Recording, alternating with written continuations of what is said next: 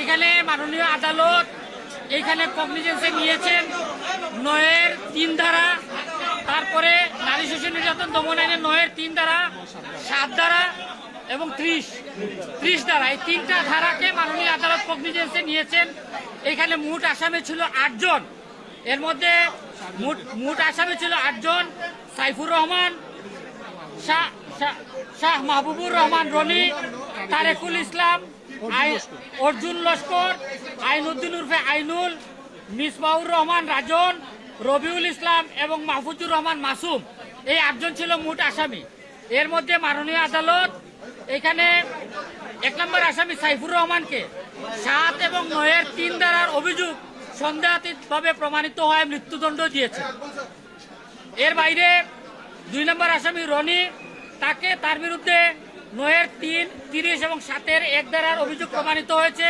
9-এর 3 এবং 30 ধারার অভিযোগের জন্য তাকে যাবজ্জীবন এবং 1 লক্ষ টাকা জরিমানা এবং 30 ধারার অভিযোগ প্রমাণিত হয় তাকে 14 বছরের কারাদণ্ড এবং আরো 50,000 টাকা জরিমানা করেছেন। একইভাবে তারেক আসামি 3 নম্বর আসামি তারেকুল ইসলাম তারেক, তাকেও 7-এর 9, 30, তারেক, অর্জুন, এই 3 জন, রনি, তারেক, অর্জুন, এই 3 জনের যাবজ্জীবন, 1 লক্ষ টাকা জরিমানা, অন্য আরেকটা ধারায় 14 বছরের সশ্রম কারাদণ্ড এবং 50,000 টাকা দেওয়া হয়েছে।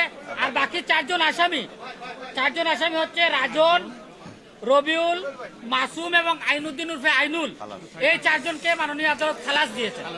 এই রায়ের প্রেক্ষাপট সম্পর্কে ডিফেন্স লয়ার ছিলেন আমাদের পক্ষ থেকে এখানে অ্যাডভোকেট শাহ মুশাহিদ আলী সাহেব, আমাদের সরহ আহমদ চৌধুরী আবদাল সাহেব ছিলেন এবং আমাদের সাবেক সেক্রেটারি জনাব অ্যাডভোকেট মাহফুজ আহমদ সহ অনেকেই ছিলেন। এই বিষয়ে আমাদের আসামিদের পক্ষের অবস্থান ব্যাখ্যা করবেন আমাদের সিনিয়র অ্যাডভোকেট জনাব শাহ মুশাহিদ আলী। আচ্ছা, আমরা এই রায়টা শুনলাম, এই রায়ে কি আপনারা সন্তুষ্ট? না, আমরা সন্তুষ্ট না। এই মামলায় কোনো এভিডেন্সই ছিল না, কোনো সাক্ষী আসামিদের নাম বলে নাই, কোনো সাক্ষী সমর্থনও করে নাই। বাদী সহ 25 জন সাক্ষী আসামির নাম বলে নাই, প্রসিকিউশন স্টোরিকে সমর্থনও করে নাই।